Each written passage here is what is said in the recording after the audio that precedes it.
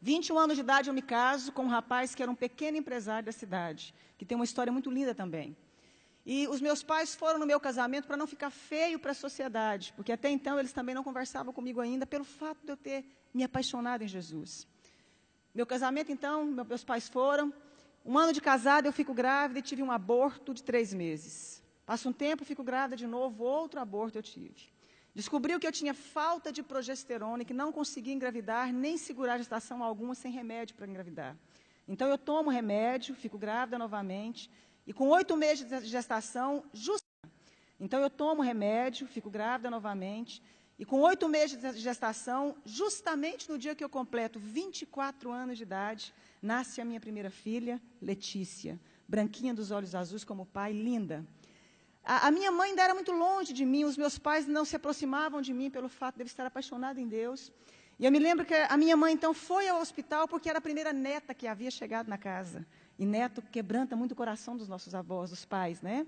Mamãe foi no hospital e eu me lembro que eu pensei assim, que coisa boa, que bom que a minha mãe veio aqui agora me ver a netinha, né? E eu lembro que quando a minha mãe chegou, passados uns 10 minutos, pediram a enfermeira me pediu a neném para dar banho na neném e me devolver para me ter alta.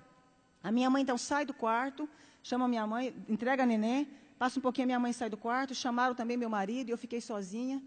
E eu ainda falei assim para Deus, que bom que nada teve que acontecer, porque a minha mãe agora voltou a falar comigo. E ela simplesmente se negava a falar comigo. Eu me lembro que naquele momento, então, entra no meu quarto a chefe da pediatria do Hospital da Mulher em Goiânia. Aquela chefe da pediatria começou a acalentar as minhas mãos como ia me dar alguma notícia. Ela disse, mãezinha, acabou de acontecer uma fatalidade. A sua filha acabou de cair do braço da enfermeira e veio a óbito. Minha primeira filha caiu do braço da enfermeira e veio a óbito. É muito fácil você levar um bebê para casa, mas você levar um caixão é muito difícil, minha querida. Mas eu queria fazer um parêntese aqui e dizer o seguinte, lembra que a minha mãe me falava que eu ia perder um filho como ela havia me perdido para Deus? E eu fazia uma oração que Deus fizesse o que fosse preciso para encontrar o coração da minha família e se revelar a eles. A minha mãe não falava comigo, isso me doía muito. Quando então eu recebo a notícia, minha mãe já havia recebido a notícia na porta do hospital. A minha mãe sobe as escadarias do hospital, entra no quarto e começa a gritar, filha, me perdoa. Filha, eu queria que você tivesse perdido um filho para as drogas, para o mundo lá fora, mas não nessa fatalidade. A minha mãe começa a abraçar as minhas pernas, beijar as minhas pernas. Mas foi a primeira vez que eu vi a minha mãe dizer que me amava. Foi a primeira vez que ela me deu colo. Foi a primeira vez que a minha mãe teve tempo de dizer que eu era especial e importante para ela. Foi a primeira vez que ela pôde ouvir porque eu havia escolhido caminhar com Jesus. E houve, então, ali um momento de restauração, de perdão entre eu e minha mãe. Os meus pais voltaram a falar comigo. Eu mandei fazer um exame do corpo da minha filha, porque eu já tinha tido alguns abortos. 30 dias depois, chegou o laudo do exame. Eu descobri que a minha filha havia nascido sem cálcio e sem glicose. A Letícia jamais iria andar e teria convulsões simultâneas. E a minha médica fala para mim, adota um filho, porque você não pode mais ser mãe. Mesmo com os remédios, sua filha veio com problema. E eu disse que eu acreditava num Deus capaz de mudar a nossa vida, a nossa história, a nossa sorte. Um ano depois, eu dei à luz a uma criança linda, perfeita e sadia, chamada Angélica. Faz 11 anos, mês que vem. 3 anos depois, dei à luz a Annelise, tem 8 anos hoje. Mais 3 anos, dei à luz ao Cirino Júnior. Todos perfeitos e sadios. Se eu acabasse aqui a minha história, você já poderia dizer que esse Deus é maravilhoso. Eu fui impedida de fazer faculdade porque eu apaixonei em Jesus. Eu lembro que eu escutava uma frase muito comum, que eu ia casar com um pé rapado e com um Zé Ninguém. Com um homem sem futuro, porque não existiam pessoas prósperas no meio que eu convivia. Me casei com meu esposo, ele era um pequeno empresário de fato. Veio o plano real naquela época, os meus pais perderam tudo. A minha irmã, que doutorou na Itália, foi trabalhar, não deu conta de exercer a profissão dela.